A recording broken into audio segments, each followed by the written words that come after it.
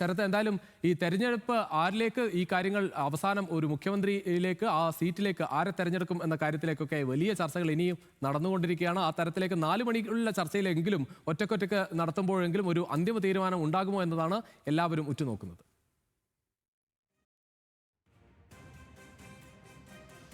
അതെ അതെ അതെ സുരുചീഷി, അത് തന്നെയാണ് ഇപ്പോൾ സണ്ണി ജോസഫ് KPCC അധ്യക്ഷൻ സണ്ണി ജോസഫ് KC വേണുഗോപാലിനെ കണ്ട ശേഷം തിരിച്ചെത്തിയിരുന്നു. അതിനുശേഷം അദ്ദേഹം പറഞ്ഞത് ഒരു സമവായത്തിലേക്ക് കാര്യങ്ങൾ എത്തുമെന്ന് തന്നെയാണ്. അതാണ് അദ്ദേഹത്തിൻ്റെ പ്രതീക്ഷ.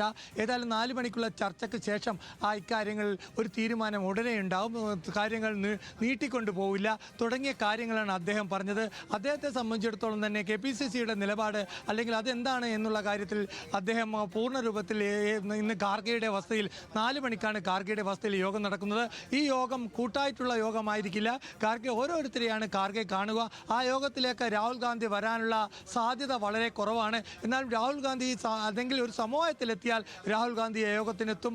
അല്ലെങ്കിൽ രാഹുൽ ഗാന്ധി തനിച്ച് 10-ാം നമ്പർ ജനപഥത്തിൽ 3 പേരെയും കാണുമെന്നാണ് കോൺഗ്രസ് ഹൈക്കമാൻഡ് വ്യക്തമാക്കിയിരിക്കുന്നത്.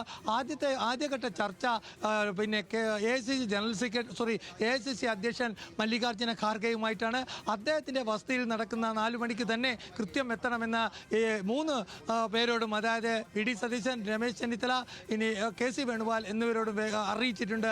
അതനുസരിച്ചിട്ടുള്ള ഒരു ചർച്ചയാണ്. സുതാര്യമായിട്ട് തന്നെ, ഒരു പക്ഷപാതം കാണിക്കാതെ സുതാര്യമായി തന്നെ കാര്യങ്ങൾ ആ സുതാര്യതയിലൂടെ തന്നെ കാണുമെന്നാണ് ഹൈക്കമാൻഡ് വ്യക്തമാക്കുന്നത്. അതുകൊണ്ട് തന്നെ KC വേണുഗോപാൽ ഹൈക്കമാൻഡിൻ്റെ ഭാഗമായാലും അല്ലെങ്കിൽ രമേശ് ചെന്നിത്തല ഹൈക്കമാൻഡ് അടുത്ത ആളായാലും നേരത്തെ ED സതീശൻ AICC സെക്രട്ടറി ആയിരുന്നു. ഇതൊന്നുമല്ല, പൊതുവിൽ നിരീക്ഷകരുടെ റിപ്പോർട്ട് അനുസരിച്ച് ഒരു സമവായത്തിനുള്ള ശ്രമം നടത്തും. ആ ശ്രമത്തിൽ ഒരു സമവായം ഉണ്ടായാൽ ഇന്ന് തന്നെ രാഹുൽ ഗാന്ധി ഇവരുമായിട്ട് യോഗത്തിനെത്തും.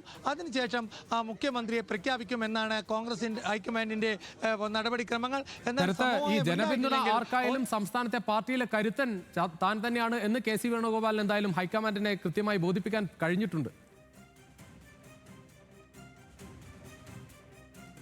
സ്വാഭാവികമായിട്ടും KC വേണുഗോപാലിനെ സംബന്ധിച്ചോളം ബോധിപ്പിക്കേണ്ട കാര്യമില്ല. കാരണം അദ്ദേഹം ഹൈക്കമാൻഡിൻ്റെ ഭാഗമാണ്. ഇപ്പോൾ ഇവിടെയുള്ള സങ്കീർണമായ വിഷയം എന്നാൽ ഒരു തരത്തിൽ KC വേണുഗോപാൽ MLA-മാരുടെ പിന്തുണ ഹൈക്കമാൻഡ് ഈ അവസരമൊക്കെ ഉണ്ടായിട്ട് പോലും ഇതൊരു സങ്കീർണതയിലേക്ക് പോയത് ഹൈക്കമാൻഡ് കേരളത്തിലെ ജനാഭിപ്രായമില്ല, കേരളത്തിൽ VD സതീശനുള്ള നേതാവിൻ്റെ ജനങ്ങളെ സ്വീകാര്യതയും കൂടി കണക്കിലെടുത്തുകൊണ്ട് ആണ് എന്ന് പറയുന്നതിൽ യാതൊരുവിധ അതിശയോക്തിയും വരില്ല. അല്ലെങ്കിൽ KC വേണുഗോപാലാണ് MLA പിന്തുണ, KC വേണുഗോപാലിന് ഹൈക്കമാൻഡിന്റെ പിന്തുണ. പിന്നെ എന്തിനാണ് ഇത്തരം ഒരു സങ്കീർണമായ വിഷയവുമായി ഇത് മാറിയതിൻ്റെ ഏക കാരണം KC വേണുഗോപാലിന് ഇത്രയും ശക്തമായ KC വേണുഗോപാലിനെ ജനകീയ പിന്തുണയോടുകൂടി അല്ലെങ്കിൽ കോൺഗ്രസിലെ ഒരു നിലപാടുള്ള വ്യക്തി എന്ന നിലക്ക് VD സതീശനുള്ള പിന്തുണ തന്നെയാണ്. ഇത് സോഷ്യൽ മീഡിയ മാത്രമല്ല, കാരണം രാഹുൽ ഗാന്ധിക്കും AICCക്കും സ്വന്തമായ തലത്തിൽ തന്നെ ഇത് അവലോകനവും വിശകലനം ചെയ്യാനുള്ള ഒരു സൈബർ വിങ് ഉണ്ട്. ആ സൈബർ വിങ്ങിൻ്റെ റിപ്പോർട്ട് കൂടി പരിശോധിച്ച ശേഷമാണ് ഈ കാര്യത്തിലേക്ക് ചർച്ചകൾക്ക് തന്നെ വന്നത്. അല്ലെങ്കിൽ ആദ്യ റൗണ്ടിൽ തന്നെ പുറത്തായി കഴിഞ്ഞ VD സതീശൻ അല്ലെ MLA-മാരെ തലയെണ്ണയിൽ ഏറ്റവും താഴേക്ക് നിൽക്കുന്ന VD സതീശനെ വീണ്ടും കോൺഗ്രസ് ഹൈക്കമാൻഡ് ചർച്ചയ്ക്ക് വിളിക്കുന്നു, സമവായത്തിന് നിർബന്ധിക്കുന്നു. ഇതൊക്കെ കണക്കാക്കുന്ന കാര്യങ്ങൾ എന്ന് പറഞ്ഞാൽ ജനാഭിപ്രായത്തിൽ കേരളത്തിലെ ഉയർന്ന ജനാഭിപ്രായം ഹൈക്കമാൻഡിലും ചലനങ്ങൾ ഉണ്ടാക്കിയിട്ടുണ്ട് എന്ന് തന്നെയാണ്. അപ്പോൾ ഒരു സമവായ മുഖ്യമന്ത്രി എന്ന തരത്തിലേക്ക് കൂടി ചർച്ചകൾ പോകാൻ സാധ്യതയുണ്ടോ? അതെ, അതാണിപ്പോൾ ഹൈക്കമാൻഡ് നോക്കുന്നത്. 3 പേരുടെയും സമവായത്തോടു കൂടി തന്നെ ഒരു മുഖ്യമന്ത്രിയെ കണ്ടെത്തുക. എന്നാൽ ഇക്കാര്യത്തിൽ രമേശ് ചെന്നിത്തല കടുംപിടുത്തമാണ്. അദ്ദേഹത്തിന് മുഖ്യമന്ത്രി സ്ഥാനം അദ്ദേഹത്തിൻ്റെ പറയുന്നത് ഇത്രയും സീനിയറാണ്. പിന്നെ ഒരു മന്ത്രി എന്ന നിലയിലും കരുണാകരൻ അതുമുതൽ AK ആന്റണി മുതലുള്ള എല്ലാ സ്ഥലങ്ങളിലും അല്ലെങ്കിൽ ഭരണ പരിചയമുണ്ട്. അതുപോലെ തന്നെ AICC-യിൽ വർക്ക് ചെയ്ത പരിചയമുണ്ട്. KPCC അധ്യക്ഷനായിരുന്നു. സ്വാഭാവികമായിട്ടും തന്നെ പോലെ ഒരു സീനിയർക്ക് ഒരു അവസരം നൽകണം എന്നുള്ളതാണ് ടീം ഒരു വ്യക്തിയുടെ വിജയമല്ല, ടീം UDF-ന്റെ വിജയമാണ് കേരളത്തിലെ ഈ പൊൻ തിളക്കം എന്നാണ് രമേശ് ചെന്നിത്തല വ്യക്തമാക്കുന്നത്. അതുകൊണ്ട് തന്നെ തെരഞ്ഞെടുപ്പെട്ട MLA നിലയിൽ സീനിയോറിറ്റി കണക്കിലെടുത്ത തനിക്ക് പൂർണ്ണ രൂപത്തിൽ തന്നെ മുഖ്യമന്ത്രി സ്ഥാനത്തേക്ക് പരിഗണിക്കണം എന്ന രീതിയിലാണ് അദ്ദേഹത്തിൻ്റെ നിലപാട്. ഇതുകൊണ്ട് തന്നെയാണ് ഇപ്പോൾ ഒരു സമവായ ചർച്ചകൾക്ക് കാര്യങ്ങൾ എത്തി നിൽക്കുന്നത്. നേരത്തെ MLA-മാർ KC വേണുഗോപാലിനുണ്ട്. അദ്ദേഹത്തിന് ഹൈക്കമാൻഡിൽ ഏറ്റവും ശക്തനായ നേതാവ്, കേരളത്തിലെ പാർട്ടിയിൽ KC വേണുഗോപാൽ നിയമിച്ച ഭാരവാഹികൾ, KSU KSU യൂത്ത് കോൺഗ്രസ് അടക്കമുള്ള കാര്യങ്ങൾ ഇതൊക്കെ ഉണ്ടായിട്ടും വി ഡി സതീശൻ എന്നുള്ള ഒരു വ്യക്തിത്വം അല്ലെങ്കിൽ ആ നേതാവിനെ കോൺഗ്രസ് പ്രവർത്തകരിൽ കിട്ടിയ ഒരു അംഗീകാരം അതും കൂടി ഹൈക്കമാൻഡ് പരിഗണിക്കുന്നു എന്നതുകൊണ്ട് തന്നെയാണ് ഇവിടെ ഒരു ചർച്ച തന്നെ ഉരുത്തിരിഞ്ഞത്. അതുകൊണ്ട് തന്നെ ഈ ചർച്ചയിൽ ആരായിരിക്കും ഒരു സമവായത്തിലേക്ക് എത്തിപ്പെടുക, സമവായത്തിൽ എത്തിയിട്ടില്ലെങ്കിൽ ഈ വിഷയം രാഹുൽ ഗാന്ധി സംസാരിക്കും. എന്നിട്ടും സമവായത്തിൽ എത്തിയില്ലെങ്കിൽ അത് സോണിയാഗാന്ധിക്ക് വിട്ടുകൊണ്ട് ഈ പ്രശ്ന പരിഹാരം ഉണ്ടാകും. അതാണ് സാധാരണ നിലക്ക് കോൺഗ്രസിലുള്ള നടപടിക്രമങ്ങൾ. രുചീഷ്, ആ നടപടിക്രമങ്ങളിലേക്കാണ് കാര്യങ്ങൾ പോകുമെന്ന് തന്നെ പറയേണ്ടി വരും. കാരണം ഇപ്പോൾ തുല്യശക്തികളായി അല്ലെങ്കിൽ KC വേണുഗോപാലിനെയോ അതേപോലെ തന്നെ വി ഡി സതീശനെയോ അതേപോലെ തന്നെ രമേശ് ചെന്നിത്തലയോ പൂർണ്ണ രൂപത്തിൽ ഹൈക്കമാൻഡ് തള്ളാൻ കഴിയില്ല. ഇത് കോൺഗ്രസ് പാർട്ടി ഒരുമിച്ചെടുക്കുന്ന ഒരു തീരുമാനത്തിലേക്ക് കാര്യങ്ങൾ പോകണം. ഈ മൂന്ന് പേരെയും ഉൾക്കൊള്ളുകൊണ്ട് മുന്നോട്ട് പോകണമെന്നാണ് മല്ലികാർജ്ജുന ഖാർഗെയുടെ ഒരു ആഗ്രഹം.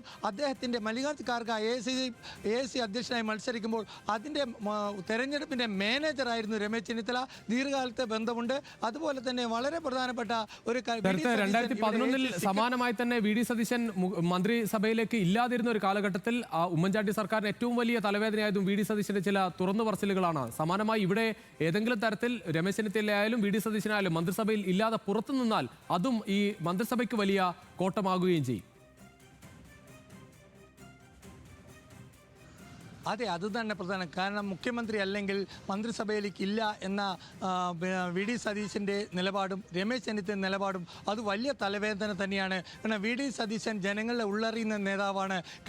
മുമ്പ് ഉമ്മൻചാണ്ടി സർക്കാർ ഉള്ളപ്പോൾ തന്നെ ഉമ്മൻചാണ്ടിക്കെതിരെ പരോക്ഷ വിമർശനം ഉന്നയിച്ചുകൊണ്ട് നേതാവായാലേ പ്രതിപക്ഷ നേതൃസ്ഥാനത്തിലേക്ക് വളർന്നു വന്ന നേതാവാണ് വി ഡി സതീശൻ. അതുകൊണ്ട് തന്നെ വളരെ വ്യക്തതയോടെ തന്നെ നമുക്ക് പറയാൻ കഴിയും, ഒരു കാരണവശാലും മന്ത്രിസഭയിൽ നിന്ന് മന്ത്രിസഭയിൽ അംഗമല്ലാത്ത രീതിയിലുള്ള ഒരു വി ഡി സതീശനെ കാണാൻ കോൺഗ്രസ് ഹൈക്കമാൻഡ് തയ്യാറല്ല. അതുതന്നെയാണ് ഇവിടുത്തെ പ്രധാന പ്രശ്നവും. കാരണം കോൺഗ്രസിലെ ജനങ്ങളെ മാത്രമല്ല പൊതുസമൂഹത്തിൻ്റെ കാര്യങ്ങളിൽ ഇടപെടാനും പൊതുസമൂഹത്തെ നയിക്കാനുമുള്ള വി ഡി സതീശൻ്റെ കഴിവ് ഹൈക്കമാൻഡ് അംഗീകരിച്ചാണ്. അതുകൊണ്ട് തന്നെയാണ് എംപിമാർ മത്സരിക്കേണ്ട എന്ന വളരെ ശക്തമായ നിലപാട് വി ഡി സതീശൻ എടുത്തപ്പോൾ അതിന് ഖാർഗെ അടക്കമുള്ള നേതാക്കൾ അതിന് അംഗീകാരം നൽകേണ്ടി വന്നത്. സ്വാഭാവികമായി അത് നേരത്തെ തന്നെ KC വേണുഗോപാൽ മത്സര രംഗത്ത് വരുന്നത് തടയാനുള്ള ആദ്യ പടിയായിരുന്നു എന്നാണ് ഇപ്പോൾ KC പക്ഷം ആരോപിക്കുന്നത്. ഏതായാലും നിലവിൽ ഈ ഒരു തീരുമാനം കൊണ്ട് എംപിമാരിൽ വലിയൊരു ഭാഗവും വളരെ ശക്തമായി തന്നെ വി ഡി സതീശനെ എതിർക്കുന്നുണ്ട്. കാരണം എതിർപ്പുകളൊന്നും കൂസാക്കാതെ നേരിട്ടുള്ള, അതായത് ഇനിയും ഫൈറ്റ് ചെയ്യും എന്നുള്ള രീതിയിൽ തന്നെയാണ് വി ഡി സതീശൻ്റെ ഇന്ന് കേരള ഹൗസിലെ അദ്ദേഹത്തിൻ്റെ ബോഡി ലാംഗ്വേജ്. ശരി ശരത്ലാൽ, എന്തായാലും സമവായത്തിലൂടെ തന്നെ ഈ തീരുമാനത്തിലേക്ക് എത്താൻ കഴിയും എന്ന പ്രതീക്ഷ ഇപ്പോഴും ഹൈക്കമാൻഡ് വിടുന്നില്ല. 4 മണിക്കാണ് നിർണായകമായ ചർച്ചകൾ നടക്കുക.